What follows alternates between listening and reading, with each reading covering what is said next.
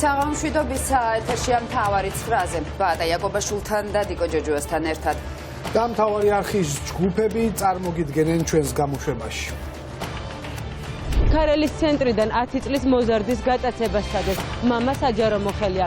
რას უკავშირდება მოსწავლეზე თავდასხმა და დაუბრუნდით თუ არა 90-იან წლებში. მოგიყვებით რამდენიმე წუთში. პოლიტიკური ოპონენტების წინააღმდეგ ბრძოლაში ბიძინა ივანიშვილის პროკურატურა სამართლებრივთან ერთად უკვე მორალურ ჩარჩოებსაც გასცდა. როგორ ვაჭრობს ხელისუფლება გიორგი რურუასთვის იარაღის ჩადების საქმეში 1 წლის წინ გარდაცვლილი ნიკა რურუასის. რუსეთის მოქალაქე, რომელმაც თბილისის საერთაშორისო აეროპორტში ათეულობით ადამიანი მოწამლა, საქართველოს ხელისუფლებამ ციხეში არ გაუშვა და მოსკოვს გადასცა. რამდენიმე წუთში გიყვებით ქართული ოცნების რუსული გარიგების შესახებ.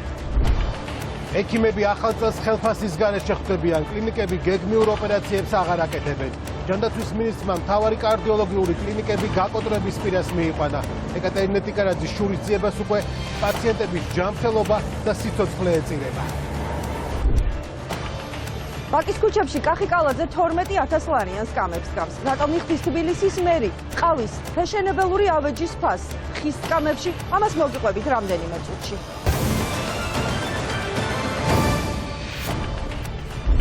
ქარელის ცენტრიდან დღეს 10 წლის მოზარდს იტაცებდნენ. შინაგან საქმეთა სამინისტრო ადასტურებს, რომ უწყებაში გამოძიება გატაცების მუხლით არის აღძრული. მოზარდი ერთ-ერთი საჯარო მოხელის შვილია. გოგონას თანასკოლელები და თვითმხილველები ყვებიან, რომ უცნობებმა ბავშვი სკოლისკენ მიმავალ გზაზე ჩაისვეს ავტომობილში.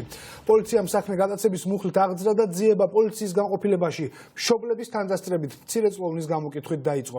ჩვენი ჟურნალისტი ქეთა ციცქიშვილი უერთდება მთავარ ეთერს. ახლა ქეთა, რა ინფორმაცია გაქვს დამატებით შენ ამ შემთხვევის შესახებ? ბადა პირველ რიგში გეტყვით, რომ იმის მიუხედავად, რომ შინაგან საქმეთა სამინისტრომ უკვე დაიწყო გამოძიება 153 თავისუფლების უკანონო აღკვეთის მუხლით, არასრულწლოვანის მშობლები მაინც უარყოფენ ამ ინფორმაციას, რომ თითქოს ხდებოდა ბავშვის თითქოს ადგილი ქონდა ბავშვის გატაცების მცდელობა. ჩვენ რამდენჯერმე ვესაუბრეთ ამ ადამიანებს და ბოლოს საუბარში დედა მხოლოდ ის გითხრა, რომ ბავშვი დილით სკოლაში აღელვებული მივიდა იმის გამო, რომ ის გზაზე მანქანას გადაუხდა და ამის გამო იყო შეშინებული. სხვა არასრულწლოვნებმა გავრცელეს ჭორი იმასთან დაკავშირებით, რომ სავარაუდოდ იგეგმებოდა ბავშვის გატაცება. ჩვენ მამასაც შევხვდით, ჩვენი გადამღები ჯგუფი მამასაც შევხვდა ქარელში, თუმცა მან ჩვენთან საუბარი სავარაუდოდ მხოლოდ იმიტომ არის სურვა, რომ დავით ყიფიანი არის საჯარო მოხელე და ის მუშაობს ქარელის მერიაში.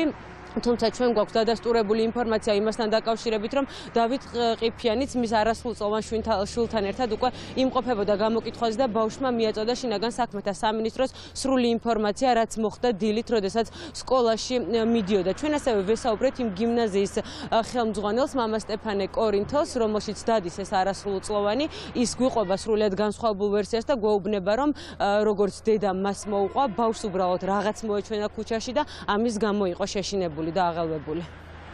თქვენი შვილი გაიტაცეს. გაიტაცეს თუ არა თქვენი შვილი? ვინც ამბობს იმას მიმართეთ. უბრალოდ მანქანები მოდიოდნენ და გზაზე გადადიოდა ბავშვი და გადახტომია მანქანას და ეს არის როგორ წასულა მე სკოლისგან შეშინებული ამას მანქანას რო გადაუხდა და ჩასულა სკოლაში შეშინებული.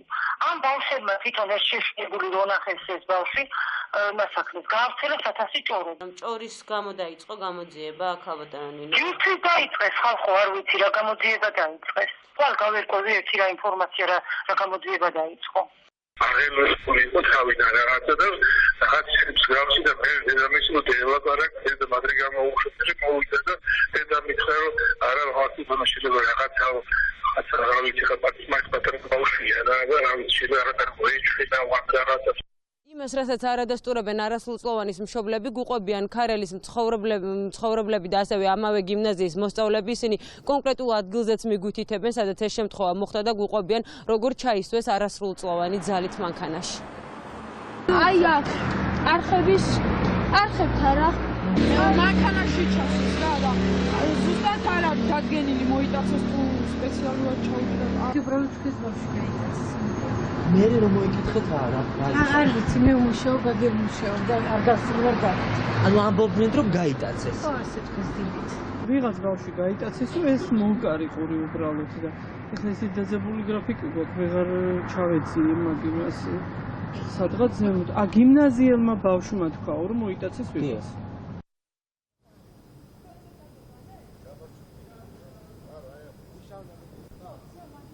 გასაგებია, რომ ამ საკითხთან დაკავშირებით მშობლებს საუბარი არ სურთ, თუმცა ფაქტია, რომ დღეს დილით ქარელის ცენტრში, მაშინ როდესაც ქუჩაში ძალიან ბევრი ხალხია, არასრულწლოვანის მოტაცებას სცადეს.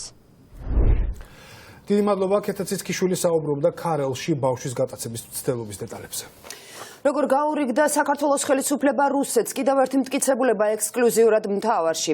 ჩვენ გავშიფრეთ მოსკოვთან ფარული გარიგების სქემა. რუსეთის მოქალაქე, რომელმაც ათობით ადამიანის სიკვდილისთვის გაწირა დააკავეს, თუმცა ციხეში გატარებული რამდენიმე დღის შემდეგ ჯერ ფსიქიატრიულ კლინიკაში გადაიყვანეს და შემდეგ რუსეთს გადასცეს. მთავარი არხის წყაროს ინფორმაციით, სწორედ რუსეთის თხოვნით გადაიყვანეს ხოვის ფსიქიატრიულში დიმიტრი ბიკოვი, რომელმაც ძლიერი მომწავლელი ნივთიერება, ფაქტობრივად ქიმიური იარაღი თბილისის აეროპორტში დაასხა.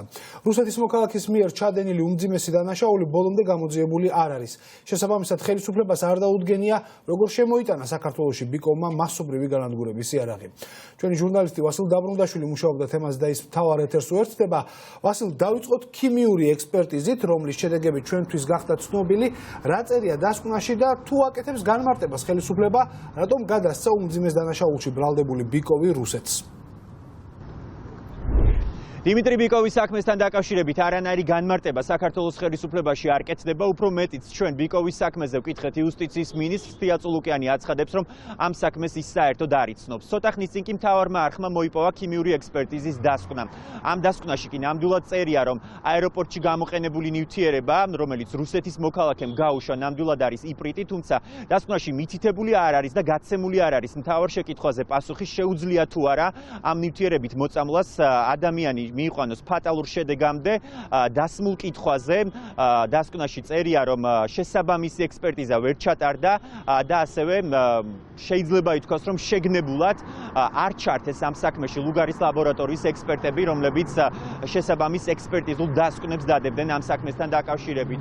რაც შეეხება უშუალოდ აეროპორტში მომხდარ შემთხვევას, როგორც მთავარი არხის მაყურებლისთვის არის ცნობილი, ნივთიერებით, რომელიც გაუშვა რუსეთის მოქალაქემ თბილისის საერთაშორისო აეროპორტში, მოიწამლა 10-მდე ადამიანი, რომელიც საავადმყოფოში იქნა გადაყვანილი. მაგრამ არის. არა. რატო გადაეცა ის არის? მართლა არ ვიცი ეს საქმე არ მახსენდება და თუ კითხვა არის ეს, მე შემიძლია რა თქმა უნდა რომ მიბრუნდები სამსახურში, მოგაწოდოთ უფრო დეტალური ინფორმაცია. იუსტიციის მინისტრი ამბობს, რომ არ იცის ვისი გარიგების სანაცვლოდ გადასცა რუსეთს მსჯავრდებული, რომელმაც თბილისის საერთაშორისო აეროპორტში ათობით ადამიანის სიკვდილისთვის გაწირა. ეს დიმიტრი ბიკოვია, რუსეთის მოქალაქე. ის 1 წლის წინ თბილისში დააკავეს, როდესაც ქიმიური განადგურების იარაღი იპრიტი აეროპორტში რამდენიმე ადგილზე მოასხა. ერთ-ერთი ავიაკომპანია აეროფლოტის სალარო იყო, რომლის თანამშრომლებიც ბიკოვის მოსხმული სითხით მოიწამნენ. მაგიდაზე დაასხა? კი, დაასხა, სადაც უნდა შეხებოდა ადამიანი და შეეხო კიდევაც დამლაგებელი. თბილისის აეროპორტის სამმა თანამშრომელმა რუსეთის მოქალაქის მიერ განხორციელებული ქიმიური შეტევის შედეგად მძიმე დაზიანებები მიიღო. იპრიტის ზემოქმედების გამო ოქსანა სტაცენკოს, კარაკარაევს და ადილ ნამაზოვს წყლულები განუვითარდა. დაშავდა საქართველოს კიდევ 7 მოქალაქე. ინტოქსიკაციის ნიშნებით ისინი საავადმყოფოებში გადაიყვანეს. ასეთი მძიმე დანაშაულის ჩამდენი პირი საქართველოს ხელისუფლებამ ციხეში მხოლოდ რამდენიმე დღით ჩასვა. შემდეგ ბიკოვი შეურაცხადად გამოაცხადეს და ხონის ფსიქიატრიულში გადაიყვანეს. დადგინდა, რომ ქმედების ჩადენის დროისთვის ვერ აცნობიერებდა რას აკეთებდა, ანუ არ შეეძლო გაეცნობიერებინა თავის ქმედების ფაქტობრივი ხასიათის შესაბამისად მოტივზე საუბარი ზედმეტი იქნება. კარგით, იპრიტი რო იყიდა და შემოვიდა საქართველოს. არა, ეს არ არის დადგენილი, იყიდა, შემოვიდა თუ აქ შეიძინა, ანუ ეს საიდან მქონდა ეს იპრიტი? ამასთან დაკავშირებით მოგახსენებთ, დღემდე გრძელდება გამოძიება გამოყოფილი სისხლის სამართლის საქმეზე ამ ნივთიერების წარმომავლობის დადგენის მიზნით. სანდო წყარო ძალოვანი უწყები და მთავარ არხს უყვება, რომ ციხის ნაცვლად ბიკოვი ფსიქიატრიულ კლინიკაში რუსეთის თხოვნით გადაიყვანეს. 1 წლის განმავლობაში მასთან ხონის საავადმყოფოში საქართველოში რუსეთის ინტერესების სექციის თანამშრომელი ყოველ კვირა ჩადიოდა. რამდენიმე კვირის წინ დიმიტრი ბიკოვს ისევ რუსმა დიპლომატმა ჩააკითხა ბარგი ჩაალაგებინა და რუსეთში ლარსის სასაზღვრო გამშვები პუნქტის გავლით გადაიყვანა. როგორც ჩანს, საექიმო კომისიის დასკვნით ამოიწურა მკურნალობის კრიტერიუმები და დღეს მდგომარეობით იმყოფება რუსეთის ფედერაციაში. ანუ გადასცეს რუსეთს. გადასცეს, ანუ წავიდა, თავის ნებაყოფლობით წავიდა, ანუ გამოუშვეს. გამოძიება რომ იმდინარეობს იმაზე. გამოძიება შეწყდა. აეროპორტში მასობრივი განადგურების ქიმიური ნივთიერების მოსხმის შემდეგ სუსის კონტრდაზვერვის სამსახური ითხოვდა ძიება ტერორიზმის მუხლით დაწყებულიყო, თუმცა პროკურატურამ საქმე შედარებით მსუბუქი მუხლით დააკვალიფიცირა. იპრიტი ბოლოს ტერორისტული ორგანიზაცია ისლამური სახელმწიფოს წევრებმა სირიაში გამოიყენეს, რა დროსაც რამდენიმე ადამიანი დაიღუპა. რუსეთის მოქალაქის მიერ ჩანდედილი უმძიმესი დანაშაულის გამოძიება საქართველოს ხელისუფლებაში ბოლომდე არ მიიყვანეს და არ დაადგინეს, როგორ შემოიტანა დიმიტრი ბიკოვმა საერთაშორისო კონვენციით აკრძალული ნივთიერება რუსეთიდან საქართველოში. წყარო ძალოვანი უწყები და მთავარს უყვება, რომ რუსეთის პატიმარი მოქალაქის მიმართ არაჯანსაღი ინტერესით შენდნენ საქართველოში აკრედიტებული რუსი დიპლომატები. ის გამოც დაეჭვნენ, რომ ბიკოვი რუსული სპეცსამსახურების გავლენიანი აგენტი იყო. რუსეთის საერთო წარმომადგენლები ჩამოდიოდნენ თუ არა ხონის ფსიქიატრიულ საავადმყოფოში დიმიტრი ბიკოვის მოსანახულებლად. ხონის ფსიქიატრიულში არ აკეთებენ კომენტარს მათ საავადმყოფოში რუსი დიპლომატების ხშირ ვიზიტზე. იმ მოტივით, რომ მონაცემები პერსონალურია, კლინიკის დირექტორი არ ამბობს, ვისი გადაწყვეტილებით გაუშვეს ფსიქიატრიულიდან ადამიანი, რომელმაც საქართველოს ათობით მოქალაქე ქიმიური ნივთიერებით მოწამლა. არ ვიცი, ვერავის ვერ გეტყვით, არ ვიცნობ ვინმე პიროვნებას, არ ვიცნობ, ამიტომ ვერავის შესახებ ვინ დროდის დატოვა, სად იყო და რა იმკურნალა, მე მაგი არ ვიცი. მთავარი არხის ინფორმაციით დიმიტრი ბიკოვის რუსეთისთვის გადაცემას კარასინი აბაშიძის შეხვედრების დროს რუსი დიპლომატი საქართველოს პრემიერ-მინისტრის სპეციალურ წარმომადგენელს თხოვდა. საბოლოოდ აბაშიძემ თბილისში მოსკოვის მოთხოვნა ჩამოიტანა და თბილისმაც რუსეთის ხელისუფლების მოთხოვნა დააკმაყოფილა. ქართული ოცნების ხელისუფლება ადამიანურობის ზღვარს მიღმა გადის. მთავარი არხის დამფუძნებლის წინააღმდეგ მთავარი პროკურატურა გარდაცვლილი ადამიანის გამოყენებასაც აღარ ერიდება. გიორგი რურუასთვის ბრალის დასამტკიცებლად საგამოძიებო უწყება მისი გარდაცვლილი ძმის ნიკა რურუას დნმ-ის გამოყენებას აპირებს. დაკავებიდან თვეზე მეტია გასული და გამომძიებლები ვერაფრით ახერხებენ და ამტკიცონ, რომ იარაღი, რომელიც საქმეში დევს, გიორგი რურუას ეკუთვნოდა. არც ერთმა ექსპერტიზამ პროკურატურისთვის საცურველი შედეგი არ დადო და ახლა გამომძიებლები უკიდურეს ნაბიჯზე მიდიან.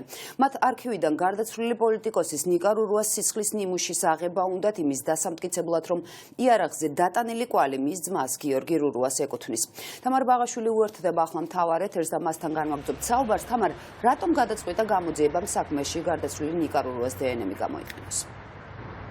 მეთოდები, რომლითაც ბიძინა ივანიშვილის პროკურატურა ახლა გიორგი რურუას წინააღმდეგ მოქმედებს, აქამდე არსებული ყველა პრეცედენტი, მათ შორის პოლიტიკური დევნის პრეცედენტები უკვე გადაფარა.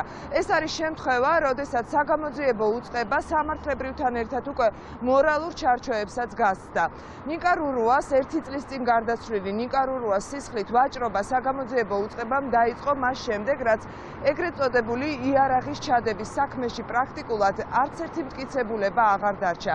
ეს საქმე რო თავიდანვე შეკერილი იყო და არანაირი იარაღი არ არსებობდა და ეს იარაღი სწორედ პოლიციის თანამშრომლებმა ჩაუდეს გიორგი რურუას იმისთვის, რომ ბიძინა ივანიშვილის პოლიტიკური ოპონენტი და მთავარი არხის დამფინანსებელი გაენეიტრალებინა. ამაზე თავიდანვე საუბრობდნენ გიორგი რურუას ადვოკატები, თუმცა მას შემდეგ, რაც გუშინ მოვიდა ოფიციალური დასკვნა იმის თაობაზე, რომ გიორგი რურუას ტანსაცმელზე არ აღმოჩნდა არანაირი კვალი მეტალის, რაც იმას ნიშნავს, რომ იარაღი მას უბრალოდ არ ქონია, ასევე იარაღზე არ აღმოჩნდა თითის ანაბეჭდები გიორგი რურუასი და მან თავად თქვა უარი ნებაყოფლობით დნმ-ის ჩაბარებაზე. საგამოძიებო უწყება უკვე გადავიდა სრულიად ამორალურ ფორმაზე მტკიცებულებების მოგროვების და მათ გადაწყვიტეს, რომ გამოიყენონ დნმ-ის ანალიზის მისაღებად ერთი წლის წინ გარდაცვლილი ნიკა რურუას სისხლი. სწორედ ამ მეთოდით ცდილობს ახლა ბიძინა ივანიშვილის პროკურატურა, რომ არარსებული მტკიცებები რამენაირად ჩადოს საქმეში, თუმცა ყველას ესმის, რომ ეს არის პოლიტიკური დევნის კიდევ ერთი და სრულიად ამორალური მაგალითი და რომ გიორგი რურუა არის სწორედ პოლიტიკური დევნის მსხვერპლი, ვინაიდან ის იყო როგორც მთავარი არხის დამფინანსებელი და წილის მფლობელი, ასევე მოძრაობას სირცხვილიას ერთ-ერთი მთავარი დამფინანსებელი. ამ ორი საფრთხის კი ბიძინა ივანიშვილს ძალიან ეშინია და ამიტომ ის უკვე ყველა მეთოდით ცდილობს პოლიტიკური ოპონენტების, მათ შორის გიორგი რურუას ციხის საკანში დიდი ხნით გამოკეტოს. დარწმუნებული ვარ, რომ აი ამ ბინძურ, ამორალურ და დაბიო ხერხებს და საქციელებს ისეთივე ბედი ეწევათ, როგორიც მათი ტროლების ქარხანას. გიორგი რურუას ოჯახი და მეგობრები პროკურატურის გადაწყვეტილებამ შოკში ჩააგდო. ასეთი პრეცედენტი პოლიტიკური დევნის ყველაზე მძიმე საქმეებშიც კი არ არსებობს. ბიძინა ივანიშვილის პროკურატურა იარაღის ჩადების საქმეში ეგრეთ წოდებული მტკიცებულებების შეკერვას პატიმრის გარდაცვლილი ძმის ნიკა რურუას სისხლით ცდილობს. ეხლა რაც აკეთებენ, რომ ნიკა რურუას ხსოვნას ეხებიან, ნაცვლად იმისა, რომ შერწყმენილები იყვნენ სათითაოდ ყველან, რომ ოჯახი რამ მდგომარეობაში ჩააგდეს მთლიანად, ეს უკვე ყველანაირ მორალურ ზღვას ცდება. პრაქტიკულად რასაც ტროლები აკეთებდნენ, რომ ყველაფერს სიკვდილით სპეკულირება, ტრაგედიებით სპეკულირება უკვე ლაივში გადმოიტანეს და გარდაცვლილი ადამიანის დნმ-ს იღებენ, იმიტომ რომ ეს თავის შეკერილი საქმე სადღაცამდე მიიყვანეს. მე მგონი ესეც სადიზმის ნიშანია გარკვეული მათი მხრიდან, აი დიახაც ესეთი სადისტები ვართ, ამას იძახენ. ოღონდ ამ ყველაფერს წააგებენ თავად. გიორგი რურუასთვის ჩადებული იარაღის გაправებას ცდილობენ მისი გარდაცვლილი ძმის ნიკა რურუას სისხლის ნიმუშის გამოყენებით. გიორგი რურუას ადვოკატი ამბობს, რომ საგამოძიებო უწყება ჩიხში ექსპერტიზის ბოლო დასკვნის შემდეგ შევიდა, რომელმაც საბოლოოდ დაადასტურა, რომ მეტალის კვალი დაკავებული სტანისამოსზე არ იყო. ამ დასკვნამ პროკურატურის ვერსია, რომ მთავარი არხის წილის მფლობელს გიორგი რურუას იარაღი ჯიბეში ედო თავდაყირა დააყენა. მას შემდეგ კი რაც გიორგი რურუამ დნმ-ის ნებაყოფლობით აღებაზე უარი თქვა, პროკურატურამ შეკერილი საქმისთვის მტკიცებულებების მოგროვება უკვე ამორალური მეთოდებითაც დაიწყო. ეს არის კიდევ ერთხელ ვიმეორებ, ყველა ზღვარის გადალახვა და ალბათ ამაზე დაბლა ფსკერი უბრალოდ აღარ არსებობს, იმიტომ რომ თუ აქამდე ისინი მხოლოდ კანონს არ ღვევდნენ, ეხლა შეგვიძლია ვთქვათ, რომ ამის გამკეთებელი ადამიანი უბრალოდ ზნეობასთან ძალიან მწყრალად არის და არაფერი არ აქვს მას მორალთან და ზნეობასთან საერთო. ბიძინა ივანიშვილის პროკურატურის ამორალურობით გაოცებას ვერ მალავენ გიორგი რურუას მეგობრები, რომლებმაც ბოლო თვეებში პოლიტიკური პატიმრობის არაერთი მაგალითი საკუთარი თვალით ნახეს. საქმეები, რომელიც ხელისუფლების დაკვეთით მტკიცებულებების გარეშე იკერება და პროკურატურა ციხის საკანში ივანიშვილის პოლიტიკურ ოპონენტებს მხოლოდ ოლიგარქის სურვილის გამოუშვებს, ოპოზიციისთვის სიახლე არ არის. თუმცა გიორგი რურუას საქმეზე ერთი წლის წინ გარდაცვლილი ძმის სისხლის გამოყენება დნმ-ის ანალიზის მისაღებად პოლიტიკური საქმეების ისტორიაშიც უპრეცედენტოა. გიორგი რურუას მეგობრები და ოჯახის წევრები ივანიშვილის სამართლებრივი და მორალური ჩარჩოებიდან გასვლის მთავარ მიზეზებს ასახელებენ. გიორგი დღეს არის ციხეში, მხოლოდ ორი მიზეზის გამო. პირველი ის, რომ ჩვენ ორივე ერთად ძალიან აქტიურად ვუჭერდით მხარს ანტისაოკუპაციო აქციებს და მეორე ის, რომ მან ძალიან კრიტიკულ მომენტში დააფინანსა მთავარი ოპოზიციური არხი და მისი დაჭერა იყო ნათელი მაგალითი იმისა, რომ საქართველოში მსგავსი აქტივიზმი დასჯადია. გიორგი რურუა დაისაჯა იმისთვის, რომ განახორციელა ინვესტიცია მთავარ არხში და დაისაჯა იმისთვის, რომ მონაწილეობდა და ეხმარებოდა საპროტესტო აქციებს. 20 ივნისის შემდეგ მე უკვე 21-ში მახსოვს გიორგი, როცა ცოლთან და პატარა შვილთან ერთად იდგა აქციაზე. ოპოზიციაც, რურუას მეგობრებიც და მისი ადვოკატიც დარწმუნებულები არიან, რომ ბიძინა ივანიშვილისთვის კატეგორიულად მიუღებელი და კრიტიკული მთავარი არხის დამფინანსებლის განეიტრალება ოლიგარქისთვის სასიცოცხლოდ მნიშვნელოვანი მას შემდეგ გახდა, რაც რურუა მთავარი არხის წილები შეიძინა. ოლიგარქის აქტიური ოპონენტი არასოდეს მალავდა, რომ გავრილოვის ღამის შემდეგ დაწყებული პროტესტის მთავარი მხარდამჭერი და დამფინანსებელი იყო. გიორგი გახლავთ ერთ-ერთი ყველაზე წარმატებული ოპოზიციურად განწყობილი არხის დამფუძნებელი. იგი დიდ მხარდაჭერას იგი იყო ერთ-ერთი სერიოზული მხარდამჭერი ამ სირცხვილიას მოძრაობის და იმ ახალგაზრდული მოძრაობის, რომელიც თავის დროზე წარმოიშვა აი გავრილოვის ღამისთან დაკავშირებით და ბუნებრივია, რომ მისი გაჩუმება უნდათ ამ მეთოდით, რაც არის აშკარად მიუთითებს პოლიტიკურ სარჩულზე ამ თელ ამ საქმეში. ესეთი საქმეებით საერთოდ პირიქით სისუსტის მაჩვენებელია და არასოდეს საქართველოს უახლეს ისტორიაში, არასოდეს საბოლოო ჯამში ამას კარგი არაფერი მოუტანია არც ერთი ხელისუფლებისთვის და მათ შორის სწორედ აი გიორგი რურუას საქმე იქნება ერთ-ერთი ის საქმე, რომელიც საბოლოო ჯამში მიიყვანს ამ ხელისუფლებას ლოგიკურ დასასრულად. ეს საქმე უკვე სირცხვილიც აღარ არის რა. სამარცხვინო საქმეებს ბევრს აკეთებს ეს ხელისუფლება, მაგრამ გიორგის შემთხვევა სრულიად სხვა არის, იმიტომ რომ ჩვენ ბევრს დავდივართ დიპლომატებთან, საერთაშორისო ორგანიზაციებთან, მათ შორის გიორგის დაკავების ამბავსაც ვყვებით და მსგავსი თეთრი ძაბით ნაკერი საქმე უბრალოდ არ ახსოვთ. ჩვენც არ გვახსოვს, მიუხედავად იმისა, რომ ჩვენს გარშემო ყოველდღიურად ვიღაც იჭერენ, მეც აი რამდენჯერმე ვიყავი დაკავებული. გიორგი რურუას საქმის განხილვა საქალაქო სასამართლოში 9 იანვარს გაგრძელდება. სხვა პოლიტპატიმრების მსგავსად იარაღის ჩადების საქმის ყველა დეტალი უკვე იციან საერთაშორისო პარტნიორებმა. ელენე ხოშტარიამ შეერთებულ შტატებში ეს ინფორმაცია პირადად ჩაიტანა და დარწმუნებულია, რომ ბიძინა ივანიშვილი და მისი ხელისუფლება პოლიტიკური ოპონენტების დევნის გამო პასუხს აგებენ. გრიპის მომაკვდინებელი სეზონი დაიწყო და საქართველოს ეპიდემიას კვლავ ვერ უმკლავდება. ჯანდაცვის მინისტრის განცხადებიდან მეორე დღესვე ქვეყანა პანიკამ მოიცვა. უკვე დადასტურებულია, რომ 2 ადამიანის სიცოცხლე H1N1-მა იმსხვერპლა. ქვეყნის მასშტაბით კლინიკები პაციენტებს ვეღარ იტევენ, უკიდურესად რთული ვითარების ფონზე მედიკოსები მდგომარეობის გაუარესებას ელოდებიან. რისკ ჯგუფში ისევ ბავშვები, ორსულები და მოხუცები არიან. სახელმწიფო მზად არის გრიპის ვირუსისთვის. ამ რეაქციით შეხვდა გრიპის ვირუსის შესახებ დასმულ შეკითხვას ჯანდაცვის მინისტრი. თუმცა ეკატერინე ტიკარაძის განცხადება, რომ ქვეყანა ვირუსს მომზადებული შეხვდა, ტყუილი აღმოჩნდა. საქართველოში H1-ის ვირუსს 2 ადამიანის სიცოცხლე ემსხვერპლა. ორივე კლინიკაში მიიყვანეს, თუმცა ექიმებმა პაციენტების გადარჩენა ვერ შეძლეს. ზაფროს მე არ ვაფერი. ბოლოში ფონდება აკადემიურ კითხვებზე გიფასო. აკადემიურ კითხვებზე ისაუბროთ რა? არა. არ ჩავდეთ ტერორისტს. მაიტან მეკინა დოჩ. არა. სტომარი ხარ და არ გაძლევ ინტერვიუს. გამოიწია რა ისა. როცა გარდაცვალებით იწყებთ ინტერვიუს არ გაძლევ. იმძანა. დაამხოთ რა დატოვეთ. დატოვებთ დარბაზზე. დატოვეთ დარბაზზე. დაავადებათა კონტროლის ცენტრის ხელმძღვანელი დღეს გრიპის ვირუსით გარდაცვლილი პაციენტების შესახებ დასმულმა კითხვამ წყობიდან გამოიყვანა. ამირან გამყრელიძეს, როგორც ჩანს, უხერხულობა მისივე მინისტრის გუშინდელმა განცხადებამ შეუქმნა, რომელიც ამბობდა, რომ ყველაფერი რიგზეა, თუმცა ამ დროს გრიპით 2 პაციენტი დაიღუპა. ინფორმაცია, რომ H1-ით ინფიცირებულები ვერ გადაარჩინეს დაავადებათა კონტროლის ეროვნული ცენტრის ხელმძღვანელმა დღეს საჯარო გამოსვლის დროს თავად დაადასტურა. სამწუხაროდ 2 გარდაცვალების შემთხვევა გვაქვს მოზრდილის სამანტყოფოებში, 2-ვე გახლდათ დაგვიანებული შემთხვევა და 2-ვე გახლდათ თანმდევი, ანუ თანმხლევი ძიმე ქრონიკული დაავადება. გრიპის ვირუსის გამო საქართველოში პანიკაა. კრიზისის გამო საავადმყოფოები პაციენტებს ვერ იტევს.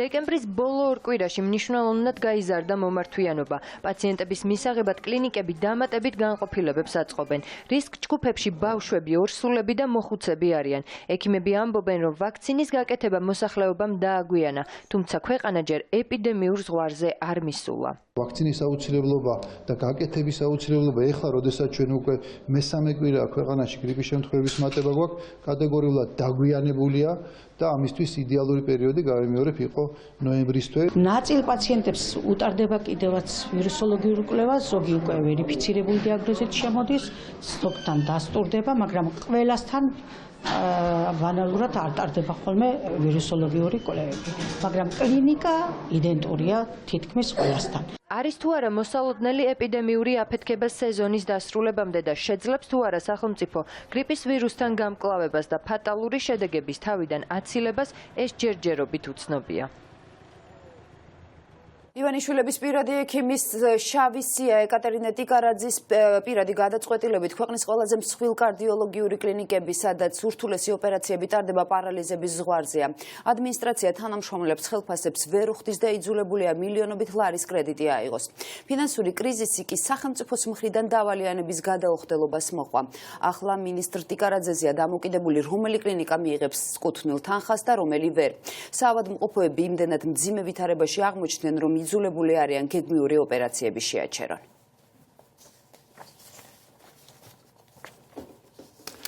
გიგლა თუმანიშვილი მუშაობდა თემაზე და ეს ახლა პირდაპირ ეთერში გვერდდება. გიგლა, გისმენთ. დიახ, შეიძლება ითქვას, რომ ეკატერინე ტიკარაძემ გადაწყვიტა შური იძიოს იმ კლინიკებზე და იმ ექიმებზე, რომლებიც ხელისუფლებასთან ლოიალურ ურთიერთობაში არ არიან. სწორედ ამის გამო დავალენებები საკმაოდ მრავლად დაგროვდა უკვე კლინიკების მიმართ, რამდენიმე მილიონ ლარს აჭარბებს, რის გამოც ექიმებმა ახალწელს შესაძლოა ხელფასი საერთოდ ვერ აიღონ და ისინი უკიდურეს სიღარიბის მიღმა აღმოჩნდნენ. რაც შეეხება პაციენტებს, იმის გამო რომ კლინიკებს დაფინანსებას არ აძლევს სახელმწიფო, გეგმიურ ოპერაციებზე საავადმყოფოების ნაწილმა უარი თქვა. ქვეყნის ერთ-ერთი მთავარი კარდიოლოგიური კლინიკა კრიზისშია. ჯანდაცვის სამინისტრო საავადმყოფოებს გაწეული მომსახურების საფასურს არ უხდის. ექიმებისთვის წინა საახალწლოდ ხელფასის მისაცემად კლინიკა გულის ხელმძღვანელობა იძულებული გახდა კრედიტი ბანკიდან აეღო. ჯანდაცვის მინისტრის ბრძანების გამო საავადმყოფოებში გეგმიური ოპერაციები შეჩერებულია. ბიუჯეტს კლინიკებისთვის დავალიანება ივნისის შემდეგ არ დაუფარავს. პრაქტიკულად 6 თვის განმავლობაში ექიმს ხელფასი არ მეუღია. 21 საუკუნეში, როდესაც არის მაღალტექნოლოგიური მკურნალობის ოპერაციების ერა, ჩვენ შემთხვევაში უკან ვიწევთ. ყველაფერს აქვს თავისი ზღვარი და ის ზღვარი, როდესაც მომუშავე ექიმს, რომელიც მხოლოდ ორიენტირებული უნდა იყოს პაციენტის უსაფრთხოებაზე, ისევ და ისევ გვიწევს ის, რომ ვიფიქროთ 6 თვის განმავლობაში ხელფასი ჩაირიცხება თუ არა. ჯანდაცვის მინისტრმა პოსტზე დანიშვნის შემდეგ საავადმყოფოების შავი სია შეადგინა. ახლა მინისტრი ამ კლინიკებს კუთვნილ ფულს არ აძლევს და გაკოტრების პირას მიჰყავს. ამ შურისძიების შედეგად კი ყველაზე მეტად პაციენტები ზარალდებიან, რომლებიც სათანადო მომსახურებას ვეღარ იღებენ. აღმოჩნდით შავ სიაში. ახალი წელი მოდის, თანამშრომლები ემზადებიან ასე თუ ისე საახალწლოდ და ერთი თეთრიც არ აქვს და სამინისტრო ივნისის ნახევარს და ივლისისას არ გვირიცხავს. ეს ახალი მინისტრი დასანგრევად მოვიდა ქართული მედიცინის. რა ინსტიტუტი დაამთავრა ამ ქალბატონმა. ვიცი რომ რაღაც მესამე ხარისხოვანი ინსტიტუტი აქვს დამთავრებული, როგორც მოდის ხმები და ონლაინით აქვს განათლება მიღებული. კრიზისის წინაშე აღმოჩნდა თბილისის გულის ცენტრი. მენეჯმენტმა სესხი ბანკიდან აიღო. სახელმწიფოს ამ საავადმყოფოს მილიონი ლარი მართებს. თუ მინისტრი ვალებს დროულად არ დაფარავს, გულის ცენტრს ერთ თვეში გაჩერება ემუქრება. კლინიკაში საოპერაციო მასალის მარაგი იწურება, რის გამოც კლინიკამ გეგმიური ოპერაციები გადადო. ბოლო 2 თვის განმავლობაში სესხის აღება მოუწიათ, რომ ხელფასი დაეფარათ. ისიც ვიცი მათგან, რომ გარკვეული ხარვიზი არის გადმორიცხვის და ეს ხარვიზები უკვე თუ არ ვწდები 4 თვეს გაღემატება, 4-5 თვეს. მე ვიცი, რომ ეს დიდი ხანი ვერ გააძლევს ამ სიტუაციას. 1 თვე ალბათ, მაქსიმუმ თუ გაძლევს კლინიკა ასეთ პირობებში. სახელმწიფომ კრიზისამდე მიიყვანა ჩაფიძის კლინიკა. საავადმყოფოებში თანამედროვე ტექნოლოგიებით ურთულესი გადაუდებელი ოპერაციების შეძლოა პაციენტებს ვეღარ გაუკეთონ. ბიუჯეტს აკადემიკოს ჩაფიძის ცენტრის დიდი ვალი აქვს და არც ამბობს, როდის დაფარავს ამ დავალიანებას. თითოეულ პაციენტზე 1%-ით თუ გაიზრდებოდა დაფინანსება 1%-ით, ფაქტიურად ნებისმიერი პაციენტი, ვინც საოპერაციოში შედის, დაზღვეული იქნებოდა, დაცული იქნებოდა და მას ეცოდინებოდა, რომ ეს დახმარება თუ მას დაჭირდება, გარანტირებულად გაეწევა. მაგრამ შედეგად მივიღეთ ის, რომ შემცირდა დაახლოებით 20%-ით თანადაფინანსება და საუბარი ამ ხარდაჭერაზე პრაქტიკულად გაქრა ჰაერში. ეს გამოიწვევს პარალიზებას ბევრი დარგის. კიდევ უფრო ღრმა კრიზისს კლინიკები თებერვლიდან ელოდებიან. სამედიცინო დაწესებულებების ნაწილმა უკვე შეადგინა გეგმა, რომლის მიხედვითაც თუ კი ჯანდაცვის სამინისტრო დავალიანებებს არ დაფარავს, ექიმებს შეამცირებენ ან ხელფასებს დააკლებენ. ექიმები ხელისუფლების პოლიტიკამ წყობიდან გამოიყვანა და საქართველოს მთავრობა ცნობილმა ქირურგმა ნოდარ ხმალაძემ ღორებს შეადარა. ვინც მიცნობს, კარგად იცის, მუშაობ ყოველდღე, ლამის სიცოცხლეს ვათავებ საოპერაციოში. ეს ნაგვები ექიმს რომ ხელფას არ მისცემენ, ახალი წლის წინ, ოჯახს რომ მიხედოს, ბანკის ვალები გადაიხადოს და ასე შემდეგ. და რამდენია ჩემსავით და არა მარტო ექიმები, რით ვერ გაძეხით, თქვენ მართლა ღორებო. მდგომარეობა მოითხოვს ძალიან სწრაფ რეაგირებას, რომლის შედეგები შეიძლება დადგეს 6-9 თვეში, 1 წელიწადში, მაგრამ დღესვეა დასაწყები. ოღონდ იმდენად მცდარი ხედვა აქვს დღეს ქართული ოცნების მთავრობას და პირადად ჯანდაცვის მინისტრო, შეუძლებელია ქართული ოცნების მთავრობის პირობებში რაიმე გამოსწორდეს. ჯანდაცვის სამინისტროს კლინიკების 7 თვის დავალიანება აქვს. დღეს ჯანდაცვის სამინისტროს პრესამსახურის წარმომადგენლებმა მთავარ არხს თხოვეს იმ საავადმყოფოების სია, რომლის მიმართაც დაგროვილი ფინანსური პასუხისმგებლობა აქვთ. დაპირება იყო, რომ კლინიკების დავალიანება დღეს გაერიცხებოდათ. თუმცა სახელმწიფო ხაზინამ 3 იანვრამდე მუშაობაში აჩერა, რაც იმას ნიშნავს, რომ ექიმების დიდი ნაწილი ახალ წელს ხელფასს ვერ აიღებს. ამ ფონზე კი ბიძინა ივანიშვილის რჩეული სტომატოლოგი მინისტრი დუმს და განმარტებებს არაკეთებს, როდის გაისტუმრებს ექიმების ვალს. და რამდენიმე წუთის წინ ცნობილი ხდება, რომ მოსკოვი-თბილისის ავტობუსი ავტოკატასტროფაში მოყვა და ამოტრიალდა, დაიღუპა 2 ადამიანი, დაშავდა 15. ავარია როსტოვის მახლობლად მოხდა, მისი მიზეზი სავარაუდოდ მოყინული გზა გახდა. უცნობია, რომელი ქვეყნის მოქალაქეები არიან გარდაცვლილი. თქვენ ახლა კადრში ხედავთ პირველ ფოტოებს, რომლებიც შემთხვევის ადგილზეა გადაღებული. ბიძინა ივანიშვილის პოლიტიკური ჩანაფიქრი ოპოზიცია ამტკიცებს, რომ ოლიგარქის გეგმა გაშიფრა და ქვეყნის არაფორმალური მმართველი არჩევნების წაგების შემთხვევაშიც კი ძალაუფლების შესანარჩუნებლად სქემას ამუშავებს. ამისათვის ივანიშვილს ძალოვან უწყებებზე სრული კონტროლი სჭირდება, რის მიღწევასაც უახლოეს მომავალში აპირებს. საკვანძო ფიგურები კი ამ სქემაში სუსის ხელმძღვანელი, გენერალური პროკურორი და უზენაესი და საკონსტიტუციო სასამართლოების ხელმძღვანელები იქნებიან. სწორედ ამ პოსტებზე ხანგრძლივი ვადით უკვე არიან, ან უახლოეს დღეებში დაენიშნებიან ივანიშვილის განსაკუთრებული ნდობით აღჭურვილი პირები, რაც ოლიგარქისთვის ძალაუფლების შენარჩუნების გარანტიაა.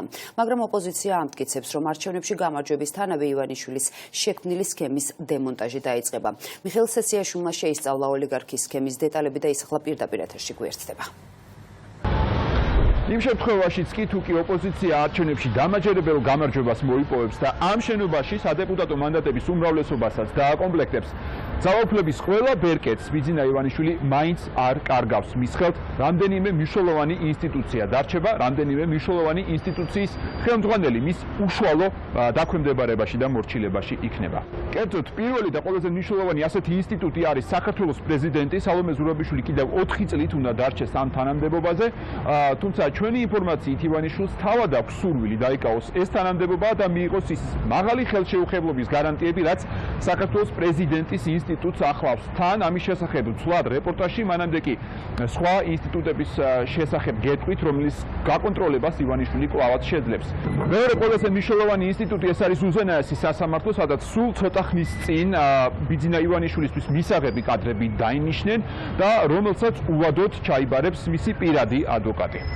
კიდევ ერთი მნიშვნელოვანი ინსტიტუცია სახელმწიფო უსაფრთხოების სამსახურია, სადაც სულ ცოტა ხნის წინ ბიძინა ივანიშვილის ნდობით აღჭურვილი პირი და ქართულ ბანკის ყოფილი მენეჯერი გრიგოლ ილუაშვილი დაინიშნა და ის ამ თანამდებობაზე მომდევნო 6 წლის განმავლობაში დარჩება. თანამდებობაზე მომდევნო 6 წელი უცვლელად დარჩება ახალი გენერალური პროკურორიც, რომლის დანიშვნასაც ივანიშვილის გუნდი დაჩქარებულ რეჟიმში უახლოეს კვირებში აპირებს.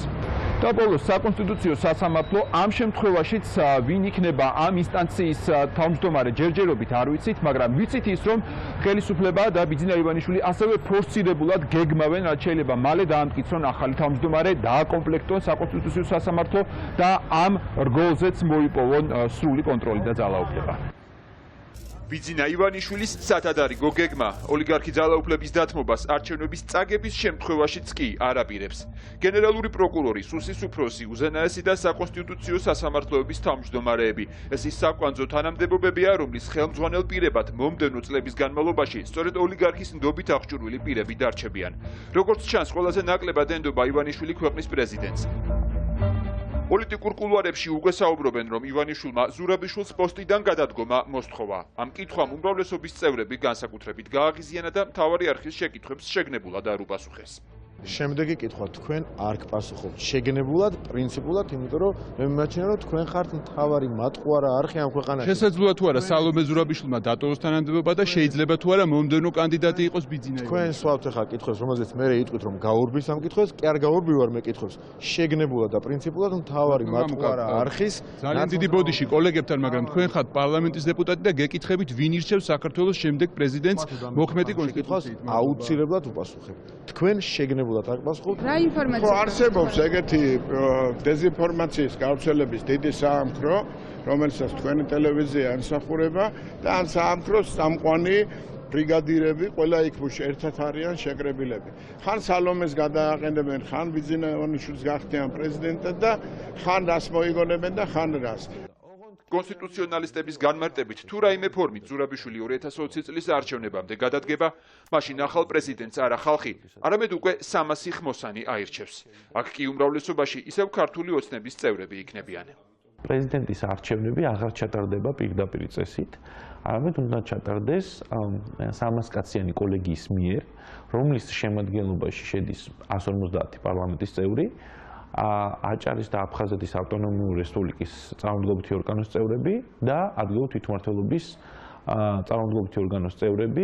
2020 წლის საპარლამენტო არჩევნების წინ ივანიშვილმა სამთავრობო კარუსელი დაატრიალა. მისი ყველაზე ახლო გარემოცვა დანიშნა თანამდებობაზე, რომელსაც დიდი ძალაუფლება აქვს. ამ პოსტებს ივანიშვილის რჩეულები იმ შემთხვევაშიც კი შეინარჩუნებენ, თუ ქართული ოცნება 2020-ის არჩევნებს წააგებს და ხელისუფლებაში სხვა რომელიმე პარტია მოვა. ახალ გენერალურ პროკურორს იანვარში 6 წლის ვადით დაამტკიცებენ. მის გადასაყენებლად კი იმპიჩმენტის ურთულესი პროცედურაა საჭირო.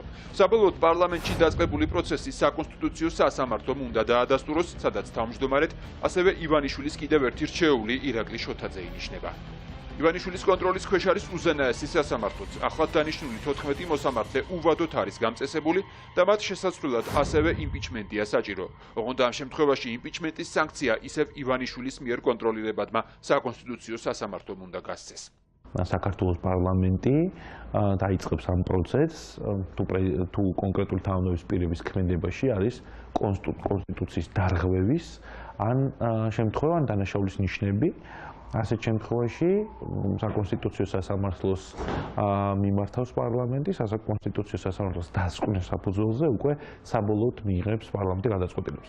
2020 წლის არჩევნების ნებისმიერი შედეგით დასრულების შემთხვევაში ივანიშვილი მომდევნო 5 წელი გააკონტროლებს სახელმწიფო უსაფრთხოების სამსახურსაც.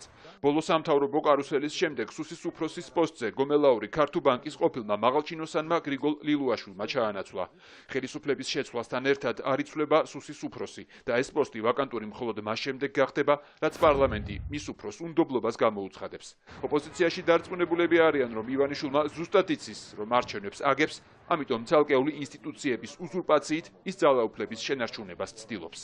მათ შორის კი ხელშეუხებლობის ყველაზე მყარი გარანტია ივანიშვილისთვის სწორედ პრეზიდენტის ინსტიტუტი იქნება, რომლის გადასაყენებლად 150 დეპუტატიდან ხმა 100-მა უნდა მისცეს.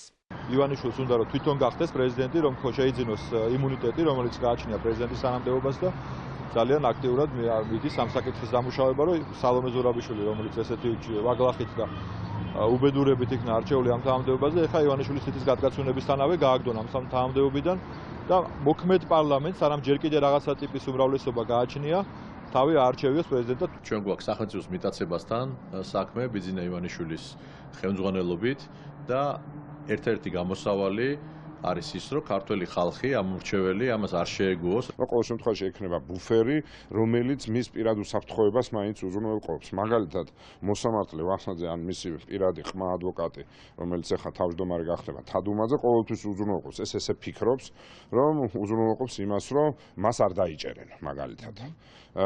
პროკურატურაში სანამ მისი კადრი იქნება, მინიმუმ ის მაინც ეცოდინება, რომ მასზე შეიძლება საქმის სამართლის წარმოება იწყება, რომ ადგეს და მოიხვეწოს და წავიდეს ქვეყნა. ამიტომ დიდი ბერკეტია ის რა ბერკეტისაც ეხლა იბეტონებს, მაგრამ სკეპსისში არ უნდა ჩავარდეთ, იმიტომ რომ ეს ბერკეტი წართმევადია. ოპოზიციაში ამბობენ, რომ არჩევნები ივანიშვილის რეჟიმის დემონტაჟის მხოლოდ დასაწყისი იქნება, მაგრამ ის ვერ იქნება გარანტია იმისა, რომ უზურპატორი ძალაუფლებას უბრძოლველად და კანონის მოთხოვნათა შესაბამისად დათმობს.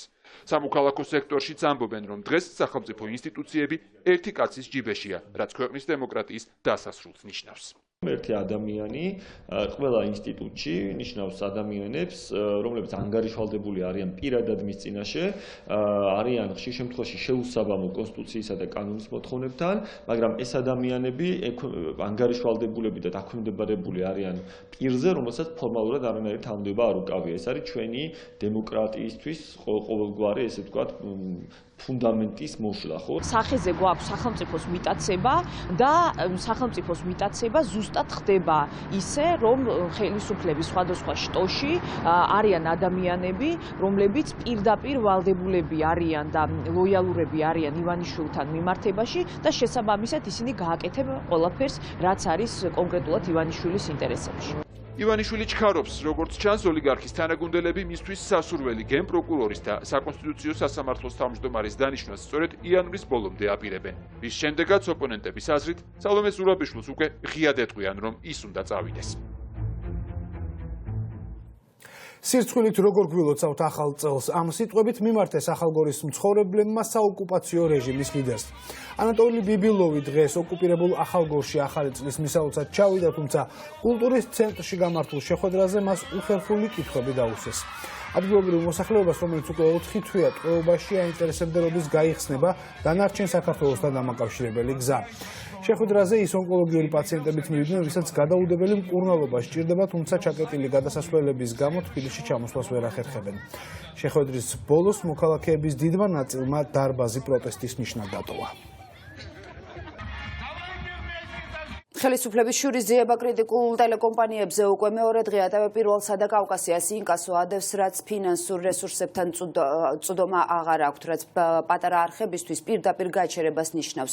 საარჩევნოდ ხელისუფლება მედიის წინააღმდეგ გადამწყვეტი შეტევა წამოიწყო, თუმცა ფინანსურ ბლოკადაში მოქცეული არხების ხელმძღვანელობა დარწმუნებულია, რომ ოცნების გეგმა ჩაახშოს, კრიტიკული აზრი ვერ განხორციელდება. დღეს ივანიშვილის პოლიტიკური გადაწყვეტილება საკუთარ თავზე ფინანსთა მინისტრმა აიღო, რომელიც ცდილობს დაამტკიცოს, რომ ყველა ტელეკომპანია სახელმწიფოს წინაშე თანაბრად ანგარიშვალდებულია.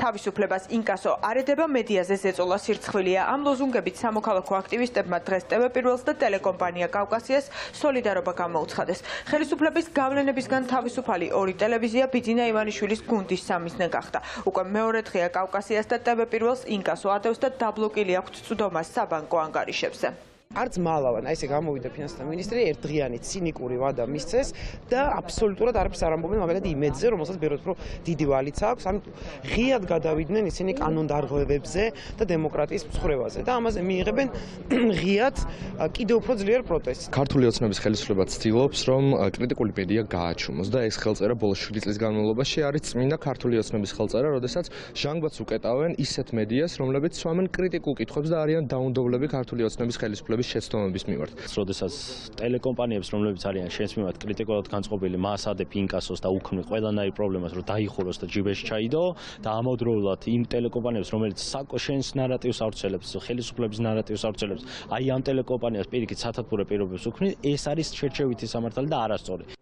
ხელისუფლებამ ტელეპირველსა და ტელეკომპანია კავკასიას ინკასო მაშინ დაადო, როდესაც პროსახელისუფლებო არხებს ბიუჯეტის 55 მილიონი ვალი აქვთ. ამ ფონზე კი ამ ორი დამოუკიდებელი ტელევიზიის დავალიანება სხვაში წვეთია. ინგა გრიგოლიას და ნინო ჯანგირაშვილის დარწმუნებულები არიან, რომ ეს ზეწოლის ერთ-ერთი ფორმაა, რომელსაც მთავრობა კრიტიკული მედიის წინააღმდეგ იყენებს. რატომ არ ახდევინებენ იმედს, რატომ არ ახდევინებენ მაესტროს? მე კი ვიცი, რატომაც არ ახდევინებენ, მაგრამ აი ეს არის ზუსტად შერჩევითი სამართალი. დაგვადეს ინკასო, არა უშავს, ჩვენ გავაგრძელებთ ცხოვრებას, ასეთები გვინახავს.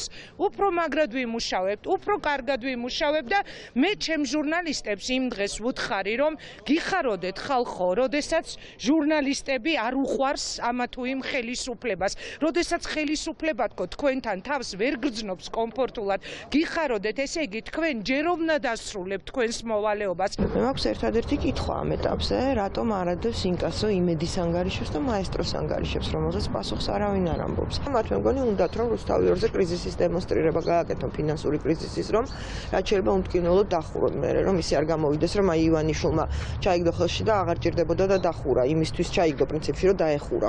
რატომ დაედო ინკასო ტელეპირველთან და კავკასიასთან ერთად რუსთავიორს, ამაზე ნინო ჯანგირაშვილის პოზიციას იზიარებს ნიკა გვარამია. მთავარი არხის გენერალური დირექტორი დღეს კავკასიასთან მივიდა და კრიტიკულ ტელეკომპანიებს სოლიდარობა გამოუცხადა. ნიკა გვარამია ინკასოს დადებაში მხოლოდ პოლიტიკურ მოტივს ხედავს.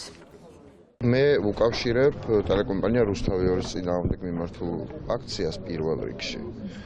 მე მგონია რომ ის დრო დადგა, როდესაც ბიზნესმა გადაიფიქრა კომპანიის არსებობა და ეხა წინა პირობებს ამზადებს გაკოტრებისთვის. სიმართლე გითხრათ ამას უკავშირებ. იმიტომ რომ ტელეკომპანია პირველის და კავკასიის ვალები არ არის იმხელა რომ ამის გადახდა მათ ვერ შეცვალა. ეს ერთი. მეორე გაურკვეველია რატო ითვლია მიმდინარე დავალიანებად ბოლო 3, 4 თუ 5 თვის დავალიანებას და რატო არ ითვლიან ბოლო 2 წლის დავალიანებას. მაგალითად იმედის ჰოლდინგის შემავალი კომპანიების დავალიანებას. ეს არნიშნავს იმას, რომ მე მინდა რომ იმედმა მაგალითად დავალიანება გადაიხადოს. მე საერთოდ წინააღმდეგი ვარ, რომ რომელიმე ტელეკომპანიამ რამე გადაიხადოს მარტივი მიზეზის გამო.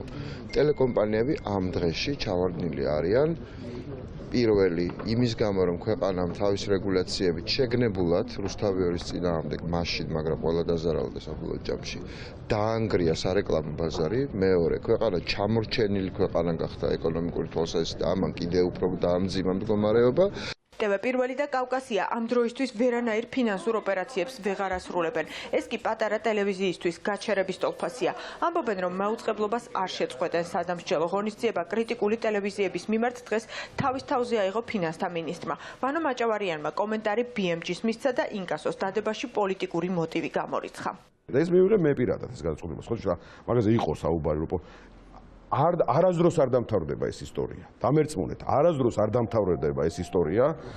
არ გადახ ტელევიზიების მიერ არ გადახდეს, თუ ეს არ დაგვეწყო. მე გეტყვით მე რა, პრევენციულად ვქენით. დღეს TV პირველისთვის ეს თანხა არ არის მძიმე, ის ამას გადაიხდის და ამბობს პრინციპის საკითხია. მე გეტყვით, რომ ეს არ გავუკეთებინა 2 თვეში. თანხა იქნებოდა იმდენად მძიმე, შუა საარჩევნო წელიწადს, აი გაგანია საარჩევნო წელიწადს, რომ იტყოდა რომ არა ეს მარტო პრინციპის საკითხი კი არ არის. თქვენ ხურავთ ამით. ამიტომ ეს მაგის პრევენციაც იყო.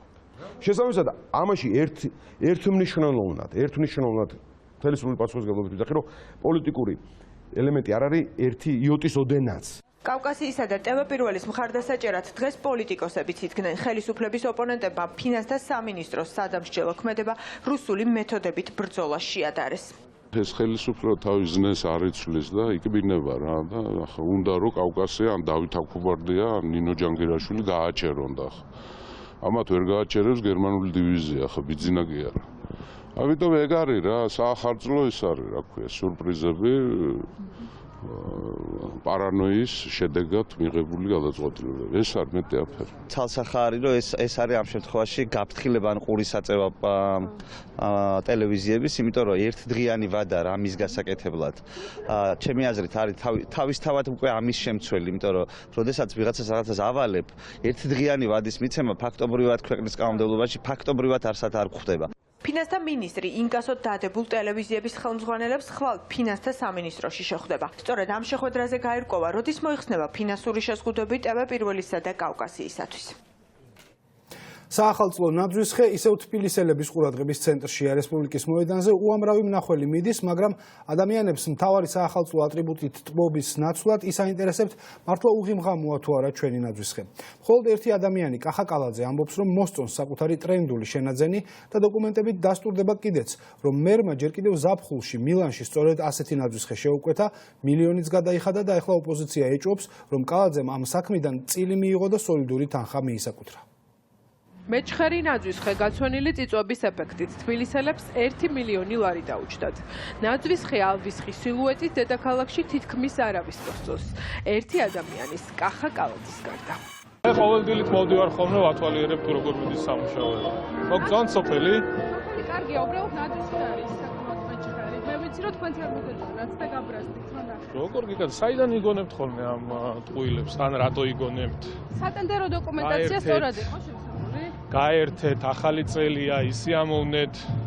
თან თქვენ გჭირდებათ ახლა სიამოვნება და გართობა. გართობა ყველა სჭირდება ბატონო კახა. უბრალოდ სატენდერო დოკუმენტაცია რამდენად სწორად იყო შემოსებული 23 მეტრის სიმაღლის და 10-ის რადიუსში. ფაქტია რომ ალვის ხე არის ხო ჩამოდგანილი. თბილისში დაამონტაჟებინეთ განათებები. სიგრძეს და სიგანეს ნაცებს გეყოფათ. მე ნაცი არ ვარ ბატონო კახა. კარგი. კარგი. მედია ვარ ჩვენ და ნაცები არ. მედია ცოტა ზედმეტ. რაც შეუკვეთეს, ის ჩამოვიდა. სატენდერო დოკუმენტაციით გინდება, რომ ზაფხულში კახიკალაძემ იტალიურ კომპანიას 23 მეტრი სიმაღლის და 10 მეტრი დიამეტრის ნაძვისხე დაუკვეთა. ნახაში, რომელიც თბილისიდან იტალიაში გაიგზავნა, თავიდანვე ჩანდა, რომ დედაქალაქს წელს ალვის ხის მაგვარი ნაძვისხე ექნებოდა. თუმცა ყველა შოკში ჩავარდა, როდესაც აღმოაჩინეს, რომ მილიონიან ნაძვს მეჩხერი ტოტები ჰქონდა და ლანდი გასდიოდა. წელს ჩვენი ახალი წელი თბილისში დაგვიჯდა 4.350.000.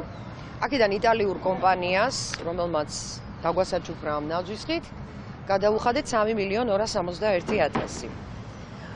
ზოგადად საქართველოს მასშტაბით ეს განათებები, ნაძვისხეები ეს მთელი ყველაფერი დაჯდა 6.700.000 დაახლოებით.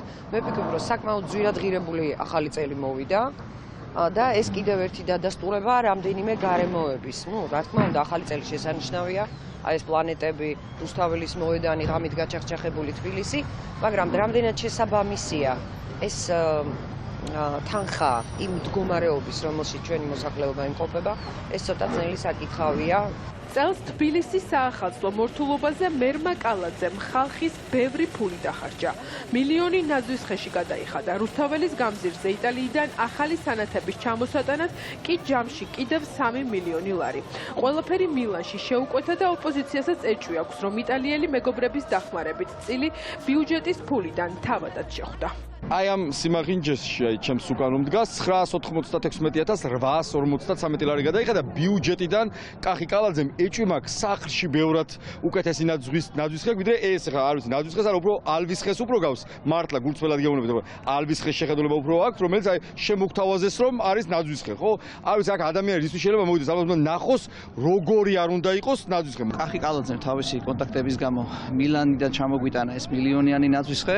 არ ვიცი, ვიღაცებს ჭეროდათ, რომ კარგი მაინც იქნებოდა ვიზუალურად, თუმცა არ ვიცი, ამას თუ რამეთი კიდე მორთავე და გააკეთილშობიდებენ, თორე სხვა შემთხვევაში კახი $100-იანებს თუ დაკიდებს, ხალხი რომ მოიზიდოს, თორე არ ვიცი, სანახავი მართლა ცუდია. სამწუხაროა, რომ იმის გამო, რომ ამ ადამიანს და ვიღაცებს ახალ წელზეც და ნაძვისხეზეც თავისი მილიონებისთვის კიდევ დამატებით 100.000 ლარი შეემატებინა და კიდევ გამდიდრებული იყო ხალხის ხარჯზე, ახალ წელსაც აი ესე დამცინავად სამარცხვინოდ ატარებთ. თბილისის ნაძვისხესთან დღეს ხალხმრავლობა იყო.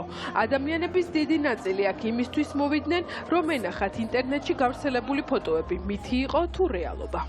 რაღაცნაირია, მაგრამ არა უშავს. არ ვიცი. 1 მილიონი ლარი. მართლა? შაშან უფრო ლამაზი ნაძვისხე იყო აშკარად. წელს არა ნაძვისხე არის ბავშვები ხალისებენ, მაგრამ მილიონი ლარი ნამდვილად რა ვიცი. ჩვენს ქვეყანას არ აქვს სამწუხაროდ იმის ფუფუნება, რომ მსგავს ნაძვისხეში მილიონი ლარი გადავიხადოთ. 1 მილიონი ლარი დაჭდა თუ იცი? მართლა? 1 მილიონი ლარის ნაძვისხე. მარტო ნაძვისხე? მარტო ნაძვისხე დაჭდა? განათება უნდა ცოტა. მილიონისთვის რაღაცა ცოტა ღარიბული მეჩვენება, არ ვიცი. ვერ გეტყვით. კახაკალაძეს ნაძვისხის შესახებ კითხვა ორჯერ დაუსვით. ორჯერვე გაბრას და გუშინ მერმა შაშანდელი ნაძვი გააგვინიკა. აი ნუ კახა, ეს ნაძვისხე მართლაც მილიონი ღირდა და მილანიდან ჩამოიტანე? ეჭვი გეპარებათ მაგაში? არა, გეკითხები. მეც გეკითხებით, ეჭვი გეპარებათ? და მოგწონთ თქვენ? კი, ულამაზესია, ჩვენ მაქსიმალურად შევეცადეთ, რომ მსგავსება ყოფილიყო ნატურალურ ნაძვისხესთან და არა ის, რაც წლების განმავლობაში ხუფის სახით ჰქონდა ნაძვისხე, იყო რაღაც სამკუთხედი ხუფის მაგვარი. კონუსის ფორმის ნაძვი, რომელიც თბილისში შარშან იდგა, წელს კახაკალაძის საყვარელ ქალაქში, მილანში დადგეს. აი ფოტოებიც. საქართველოს დედაქალაქს კი წიწვებ გაცვენილი საახალწლო ხე შერჩა. საახალწლო მორთულობის გარდა კახაკალაძეს კორუფციულ გარიგებაში სხვა მილანური შენაძენის გამოც ადანაშაულებენ. ოპოზიცია ამტკიცებს, რომ თბილისის მერი იტალიაში ყიდულობს ქუჩაში დასადგამ სკამებს, რომლის დამზადებაც საქართველოში 20-ჯერ ნაკლებ ფასად არის შესაძლებელი. ოპონენტები დარწმუნებული არიან, რომ ზუსტად იტალიური კომპანიის მონაცემებზე მორგებული ტენდერის მთავარი მიზანი კონკრეტულ მომწოდებელთან კონტრაქტის გაფორმება და კორუფციული გარიგებაა. ეკა გაგვამუშავდა თემას და ისახვა მთავარ არხს უერთდება. ეკა რით ადასტურებს ოპოზიცია, რომ ტენდერი კონკრეტულ კომპანიაზეა მორგებული. დიახ, მას შემდეგ რაც გავარკვიეთ, რომ თბილისის მერია აპირებს ჭავჭავაძეზე დადგას ახალი სკამები, გადავწყვიტეთ, რომ გვენახა ტენდერის პირობები. შევამჩნიეთ, რომ ფასი იყო საკმაოდ მაღალი და დავიწყეთ იმის ზებნა, რომელი სკამები შეიძლებოდა ეყიდა თბილისის მერიას, იქიდან გამომდინარე, რომ კონკრეტული მონაცემები იყო სატენდერო პირობებში მოცემული. გარდა ამისა, იყო ფოტოსურათიც, როგორი სკამის ყიდვას აპირებს თბილისის მერია. ზუსტად ანალოგიური სკამი, ზუსტად ანალოგიური მონაცემებით ჩვენ ვიპოვეთ ერთ-ერთ იტალიურ საათზე, რომელსაც ამზადებს იტალიური კომპანია და რომელიც ღირს 12,000 ლარზე მეტი. ოპოზიციას ეჭვი აქვს, რომ სწორედ ამ კომპანიაზე არის მორგებული თბილისის მერიის მიერ გამოცხადებული ტენდერი, რაც პრინციპში უკარგავს ყველანაირ შანსს ქართულ კომპანიებს, რომ მიიღონ ამ ტენდერში მონაწილეობა. არადა რეალურად არსებობს ქართული კომპანია, რომელიც თითქმის ასეთივე დიზაინის სკამებს აკეთებს და ის სულ რაღაც 600 ლარი ჯდება.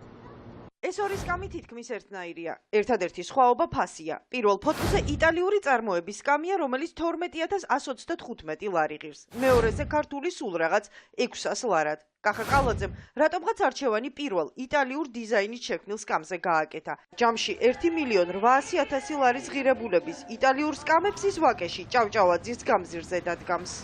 გასაოცარი ფასი უდევთ, სულ 155 სკამი უნდა იყიდონ და ერთი სკამის ღირებულება არის 12,125 ლარი. არ გეჩვენება. 12,125 ლარი დაახლოებით აი ერთი ცალი აი ესეთი სკამი. მერია მილიმეტრების სიზუსტით აღწერა იტალიური ლაბ 23-ის წარმოების სკამები და ამით პრაქტიკულად ქართულ კომპანიებს ტენდერში მონაწილეობის გზა ჩაუჭრა. ეს არის სწორედ მისი ექსკლუზიური მოდელები, ანუ სხვა ამ ტენდერში ფაქტურად მის გარდა ვერავინ ვერ შემოვა და ვერ შემოიტანს ამ სკამებს და თბილისელებს მოუწევთ 20ჯერ მეტი თანხის გადახდა, ანუ ერთ სკამში 12,000 ლარის გადახდა, მხოლოდ იმიტომ, რომ კახი კალაძემ ამ იტალიელმა მაფიოზმა იშოვოს დამატებით მილიონები. ეს სკამი არც ლაპარაკობს, არც ცეკვავს, არც სიმღერა არ იცის, არც სიარული არ იცის.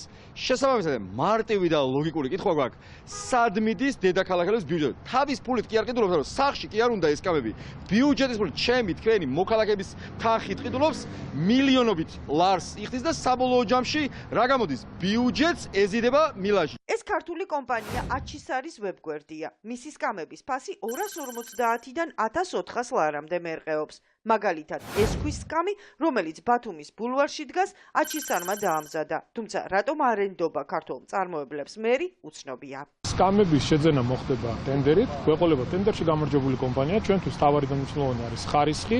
თუ ქართული კომპანია დააკმაყოფილებს იმ მოთხოვნებს და იმ ხარისხს, რომელიც ჩვენგან არის წარმოქმნილი, ჩვენ მხოლოდ და მხოლოდ მივესალმებით, ამაში არაფერი არ იქნება, ასე რომ ვთქვათ, საწინააღმდეგო. ოპოზიცია დარწმუნებულია, რომ კახი კალაძეს მილანურ კომპანიებთან საკუთარი ინტერესი აქვს. იხსენებენ სხვა შესყიდვებსაც, როდესაც თბილისის მერიამ ასევე ბევრად ზვირი გადაიხადა და დედაქალაქში იტალიური წარმოების პროდუქტი შემოიტანა. თუმცა ანალოგს ქართული კომპანიები უფრო იაფად ამზადებენ. ჯერ იყო განათება ჩამოიტანა იქიდან, მერე იყო ნაგვის ტურნები ჩამოიტანა, ახლა სკამებსაც მილიონი ყიდულობს. მარტივი შეფასებაა. ჩემო მეგობრებო, პირდაპირ მნიშვნელობით თბილისელების ბიუჯეტს ეზიდება მილაჟი. კონკრეტულ კომპანიებზე მორგებული სატენდერო პირობების გამო ოპოზიცია მერიის საქმიანობის შესწავლას საგამოძიებო უწყებას თხოვს. ხელისუფლების ოპონენტები დარწმუნებულები არიან, რომ კალაძის უწყებაში კორუფციაა გამეფებული და მერიის მაღალჩინოსნები სწორედ მსგავსი ტენდერებით მილიონობით ლარს ჯიბეში იდებენ. თქვენ უყურებთ მთავარს 9-ზე და უკვე ვრცელდება პირველი კადრები ლიპეცკის ოლქიდან, სადაც დღეს საღამოს მოსკოვით თბილისის ავტობუსი ხევში გადაიჭეხა. 17 მგზავრიდან 15 გადარჩა, 2 გარდაცვლილის ცხედარი კი მაშულებმა ხევიდან უკვე ამოიყვანეს. ავარიის მიზეზი მოყინული გზა გახდა, უცნობია რომელი ქვეყნის მოქალაქეები არიან გარდაცვლილები. ავტობუსი მოსკოვიდან თბილისის მიმართულებით მოძრაობდა, საახალწლოდ რუსეთში მცხოვრები ქართველები ამ რეისით სამშობლოში ბრუნდებოდნენ. რუსეთის საგანგებო სიტუაციების სამსახურის ინფორმაციით მძღოლმა მოყინულ გზაზე საჭე ვერ დაიმორჩილა, ავტობუსი მოსრიალდა და ამოტრიალდა. თბილისის მცირეწლოვანი მძარცველთა ბანდა შემოესია. არასრულწლოვანი დამნაშავეების ყველაზე პოპულარული სამიზნე ბოლო დროს მოპედებია. თითქმის ყველა შემთხვევაში მძარცველები იდენტიფიცირებულები არიან, თუმცა მოპარული მოპედების მფლობელები ვერც საკუთრებას ებრუნებენ და დასჯილიც არავინ არის. მთავარ არხთან დაზარალებულები ამბობენ, რომ დამნაშავე მოზარდების უკან კონკრეტული დაჯგუფება დგას, რომელსაც გავლენიანი მფარველები ყავს. ეს მოპედები ან იშლება, ან იყიდება. ესე იგი, ესენი თვითონ ვერ გაყიდიან. ესენი მუშაობენ ვიღაცაზე და სავარაუდოდ ესეც იციან. მე სერიოზულად მეპარება იჭირო ეს პოლიცია თანამშრომლობს უკვე კრიმინალთან.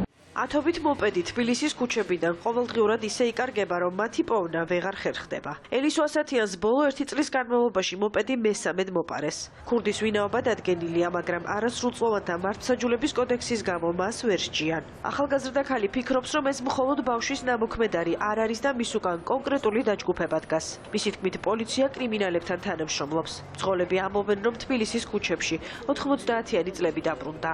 მოპედი დგა აქ, ორი ნაბიჯის პირდაპირ. მე ვიყავი კარფურში შესული. საღამოს მოპედი არ იყო, თან გაითვალისწინეთ და ჯაჭვზე იყო დაკეტილი. ეს არის მესამე შემთხვევა 1 წლის განმავლობაში და ესენი არიან უბნის კლიკა რა, ეგრე ესე რომ ვთქვა და სავარაუდოდ თანამშრომლობენ იმაში, იმიტომ რომ არაფრით არ უნდოდათ რა იმათი გამოაშკარავება და საერთოდ არ უნდოდათ რომ მე მაშინ ჩვენება დამეწერ. ელისო ასათიანის მსგავსად შინაგან საქმეთა სამინისტროს თაროებზე ბევრი საქმე აქვს შემოდებული. გამოძიება კი ხშირ შემთხვევაში გაურკვეველი მიზეზების გამო ვერ ხდება. მათ კი ვისთვისაც მოპედი შემოსავლის ერთადერთი წყაროა სამსახურის გარეშე რჩებიან, ან ახალი მოპედის საყიდლად სესხის აღება უწევთ. გავაჩერე, გამოვედი და მოპედი აღარ იყო. სულ რამოდენიმე წუთში ვცხოვრობ ქირით და დაახლოებით 700-750 ლარი მიჯდება თავისი ქირა კომუნალური.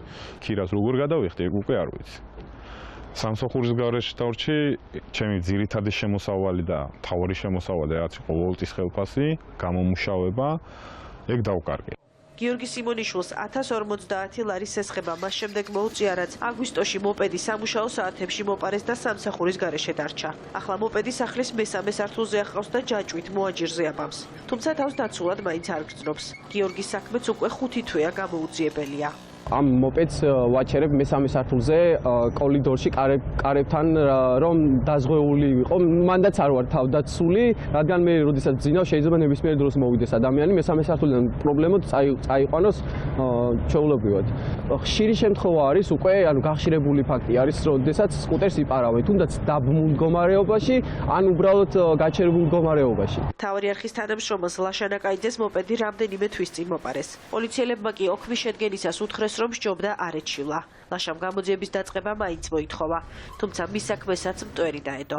აპონჩი ჩივი ძმაო, რაღაც არ იჩივლო, ჩამშვები ხო არ და რაღაცები და მე მივხვდი რომ აზრი არ ქონდა მასთან თანამშრომლობა, რა თქმა უნდა მაინც ვიჩივლე. პოლიცია მითხრეს ეს საინტერესო რაღაც. მათ ყავთ თავიანთი ატამანი, შენ შეგიძლია მიხვიდე, ჩვენ ვერ შევდივართ მათ დასახლებაში. შენ შეგიძლია მიხვიდე, მოიძიო მისი კონტაქტი.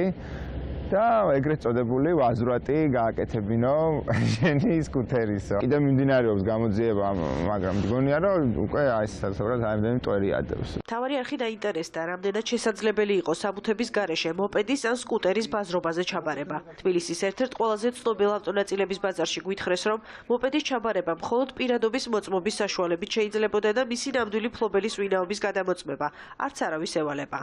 ყურადღება არის გამახვილებული, ვინმე რამეს თუ ჩააბარებს და მოიტანს, მაგალითად, ხო, ვიღაცა მოიტანა, ჩააბარა, აუცილებლად პირადობის მოწმობა, იმის ან მობილური ხდება გადაღება, ან ტაქსერო ხდება იმის, ან რაღაც პირადობით შემიძლია რომ ჩააბარო. ეხლა უგნობრად მოპედი. თქვენ შეგიძლია მოიყვანოთ მოპედი, ჩააბაროთ, წარმოადგენთ პირადობის მოწმობას, იმის საფუძველზე შეგიძლია ჩავთ. თქვენი ნიფთია და აბარეთ ბაზრობაზე. მოპედს როცა მოიყვანენ დაშლას.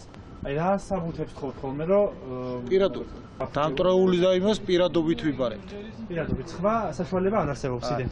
ეს მხოლოდ რამდენიმე შემთხვევაა. შინაგან საქმეთა სამინისტროს თაროებზე სავარაუდოდ ქურდობის ასობით საქმე ინახება. მტვერდებულ საქმეებს კი გაურკვეველი მიზეზების გამო არავინ იწიებს. ამიტომაც მოქალაქეებს განცდა აქვთ, რომ პოლიცია და კრიმინალური დაჯგუფებები გარიგებულები არიან. გადაარჩინეთ ტორპედო. ამ გზავნილით ქუთაისის მერიის წინ საპროტესტო აქცია გაიმართა. საფეხბურთო კლუბის თანამშრომლების განცხადებით, 100-ზე მეტ ადამიანს 8 თვე ეკუთვნილი ხელფასი არ აუღია. ფინანსური პრობლემები კლუბში 8 თვის წინ დაიწყო, სახელფასო დავალიანების გამო გუნდი წამყვანმა ფეხბურთელებმაც დატოვეს და დღეს კლუბის მომავალი ისევ ბუნდოვანია. საქართველოს ერთ-ერთი ყველაზე ძველი და ტიტულოვანი გუნდი დაშლის პირასაა.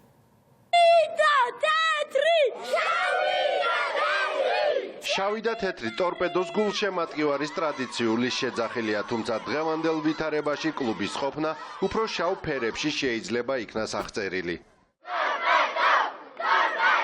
ტორპედო შეძახილმა კი საკუთარი კაბინეტიდან ქუთაისის მერი გიორგი ჭიღვარიაც გამოიყვანა. ქუთაის ტორპედო დაშლილია, წასულია უკვე ხალხი, ხო იცით თქვენ თვითონ ფეხბურთელები ყველა წასულია. მერმა გულშემატკივართან საუბარი იტალიელ ინვესტორზე არსებობით დაიწყო. არის იტალიელი ინვესტორი, რომელსაც უნდა გუნდის ყიდვა.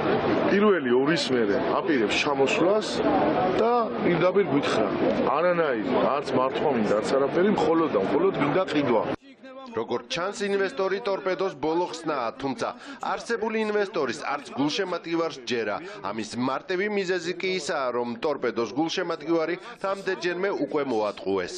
მერი ამბობს, რომ თუ იტალიელები არ მოვიდნენ, მათ არა აქვს დამკლუბის ჩენის თავი, ფაქტიურად ასე თქვენ, რომ არაფერი არა აქვს, მაგენს არანაირი ბერკეტი არა აქვს, იმის რომ კლუბი შეინარჩუნონ და ფაქტიურად გამოდის განწერული არის კლუბი და იტალიელებზე ვარ დამოკიდებული ერთი სიტყვით, რა საქართველოში, ქუთაისის ტორპედო არის ვიღაც იტალიელზე, ვიღაც არა, რა თქმა უნდა, ჩვენც აგვაქვს მისი იმედი, მაგრამ მასზეა დამოკიდებული იტალიელის სურვილზე გადარჩება თუ არა ქუთაისის ტორპედო. ოფიციალური რა თქმა უნდა არა ვართ, მაგრამ სხვა გზას ჩვენც ვერ ხედავთ, უკვე ისეთ სიტუაციაში ვართ, აქედან ამათგან გამომდინარე რა გზა, რა ვიცი, რას უნდა ვეცოთ, რა უნდა გავაკეთოთ, არ ვიცი. ანუ რა მდგომარეობაში მიიყვანა ქუთაისის მერიამ ტორპედო?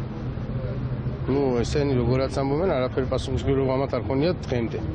კიდევ უფრო კატასტროფულ სიტუაციას აღწერს კლუბის PR მენეჯერი. ცნობილი ხდება, რომ ტორპედოს რიგებში მხოლოდ რამდენიმე ახალგაზრდული ასაკობრივი გუნდის ფეხბურთელი ირიცხება. გამოცდილმა ფეხბურთელებმა კლუბი უკვე დატოვეს. ტორპედო ბოლო გუნდის მთავარმა მწვრთნელმა კახა ჩხეტიანმა დატოვა. ის სამუშაოს დინამოში გააგრძელებს. გუნდში აღარ არის ფეხბურთელი, თუ არ ჩავთვით 3-4 ასაკობრივი გუნდის ფეხბურთელს, ვისაც მთავარმა კონტრაქტი აქვს. რამდენიმე ფეხბურთელი, ვინც იყო დარჩენილი კაპიტნის თავმჯდომარედ, ყველა უკვე ხელი მოაწერა კონტრაქტის გაწყვეტას. ამ ეტაპზე მოლაპარაკებები მხოლოდ იტალიელებთან არის, სხვა არც ერთი ყოველ შემთხვევაში ბიზნესმენი აღარ აწარმოებს მოლაპარაკებას, არის იტალიელებს საუბარი. ტორპედო დინამოს შემდეგ ყველაზე მეტჯერ 4-4-ჯერ ფლობდა საქართველოს ჩემპიონისა და დავით ყიფიანის სახელობის თასს. 73 წლის ისტორიის მქონე კლუბის მომავალი კვლავაც მითიურ ინვესტორზეა დამოკიდებული.